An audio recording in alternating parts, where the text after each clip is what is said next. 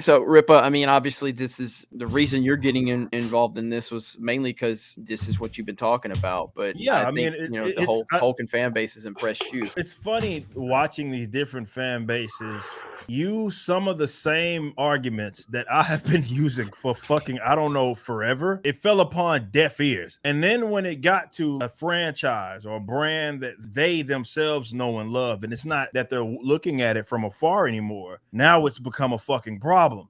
I do think it does speak to that this is a different animal that we're dealing with in comparison to a lot of the fandoms rather that we belong to, with Marvel, DC with me, Star Wars with some of the other guys. It's different. But I think why it's so intriguing is because nothing is happening different from everything that's fucking happened to basically every franchise that we know and love in the last, let's say, half decade. It's the same shit. I think some people thought that maybe Tolkien would have been above it. This Lord of the Rings is going to be different. And I was like, no, the fuck, it's not. You're not dealing with rational, well-meaning people. You're dealing with people that only seek to hijack shit, and then they move on to the next project and they do the same fucking thing. And this unorganic shit video that I saw, the super fan deal, anybody could tell from a mile away these guys probably never fucking read a Tolkien book in their fucking life. All of them were actors. That context does matter. That's Amazon giving him the line saying, this is what we want to fucking focus on. This is what we hyper-emphasize with this production, and we need you to bring that shit up to acknowledge it. And they themselves, this isn't some random group of people. These were handpicked people by way of Amazon,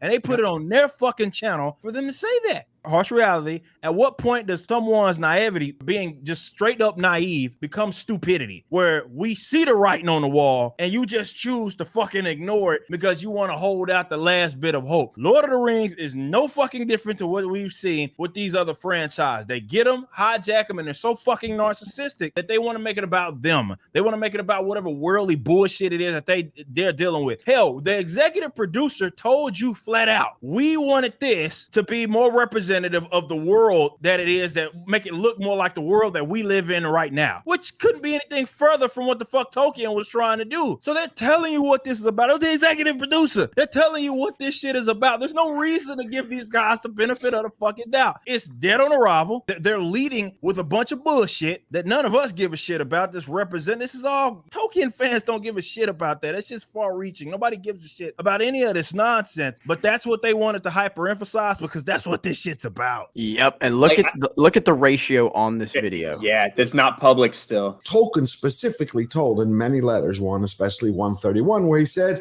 look, I created this for England. This is an English mythology, period, from proto-England, from pre-medieval to medieval, which was, native population was almost 100% Caucasian because of hundreds of invasions, time after time. It was worried that the oral tradition, the oral mythology had been lost from grandmothers to grandsons. And so that's what they keep ramming their head on. The problem I had with the showrunners, when those two fucks, pardon my language, when they came out and they said, we want to create the novel Tolkien never wrote, I was like, what the hell? It's unbelievable disrespect, but I mean, these are the people we're dealing with. They don't care about any of this stuff. I know I'm gonna sound like a broken record because if we're just repeating the same shit, but we're dealing with the same exact problem over and over again. That's all it is. Like, it's the same exact thing. The people that are calling you a racist and a sexist over a movie opinion, or holding, not even movie opinions, but holding Hollywood accountable, they're the same people that are calling you all these horrible names because you're not wearing a mask. They've determined that you have to like the movies that they want you to like in order for them to enjoy it, because these people do not have any foundation whatsoever. That's why they can't create. They exist to only hijack because they can't. They're not creative people. They can't create. A lot of the things that they do, when you hear about X and O writer going doing their own things, usually it doesn't get off the fucking ground ever.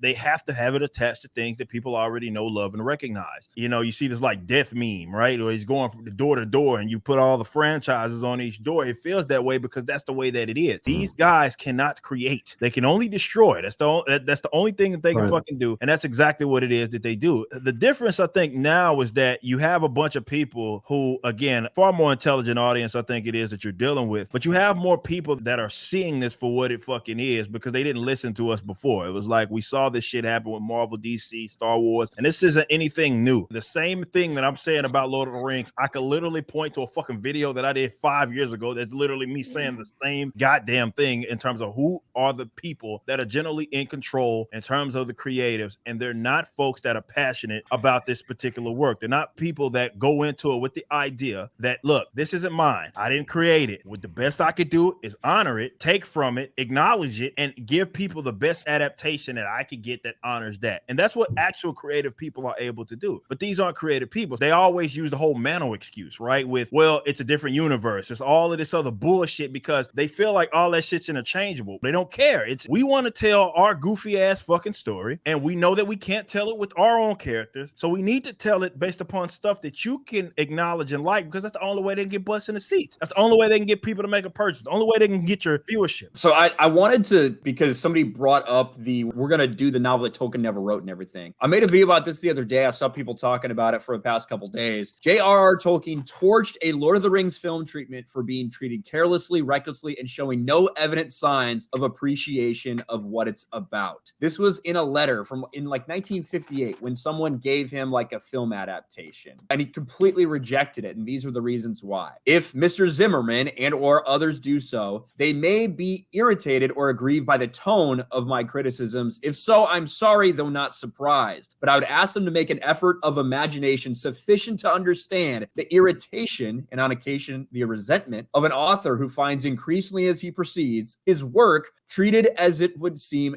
carelessly in general, in places recklessly, and with no evident signs of any appreciation of what it's all about. And he goes into further detail. But when you see something like this from these fucks right here, this is the 10 burning questions for Lord of the Rings. And they get asked, what exactly is the source material? And they basically come out and say, we actually don't have the rights to the Silmarillion, the Unfinished Tales, a bunch of this other stuff. Only like the Lord of the Rings books, the Hobbit, and the appendices. That's it. They say there's a version of everything we need for the Second Age in the books we do have the rights to. As long as we're painting within those lines and not egregiously contradicting something we don't have the rights to, there's a lot of leeway and room to dramatize and tell some of the best stories he ever came up with. But then in the next sentence, we took all these little clues and thought about them as stars in the sky that we can then connect to write the novel that Tolkien never wrote about the Second Age. They're going to make shit up. It's just so contrary to what Tolkien completely rejected 50 years ago. And it's crazy to see, especially when you look at what Peter Jackson said. And although Peter Jackson, those are fairly criticized for being apart from the novels in a big way, in some cases, in a lot of people's minds for different things. But when you look at what Peter Jackson said, he said, when we set out, we went out there with the goal in mind to not put any of our own politics, any of our own opinions, anything like that. We wanted to do this for Tolkien, and we wanted to do what he would have wanted to see. We didn't do it for us, we did it for him. Those are two diametrically opposed approaches when it comes to what Lord of the Rings actually is.